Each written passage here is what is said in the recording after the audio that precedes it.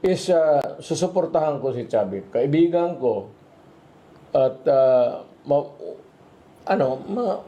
seasoned politician yan. Correct. Kung sabihin mo sa day-to-day buhay ng Pilipino, nasa kamay niya, sa katagal niya sa politik, alam niya ang problema ng Pilipino. Kung ano, doon sa pinakamababa.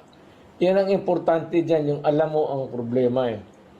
Hindi yung graduate ng mga summa cum laude na mga cum laude tapos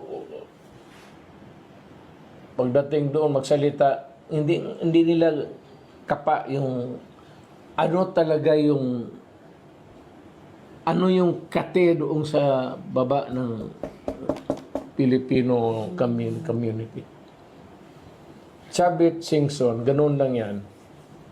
Not that because he's my friend, but because alam ko at alam ninyong lahat na matagal sa politika yan. Maraming nalaman na yan yung problema ng ordinaryong Pilipino.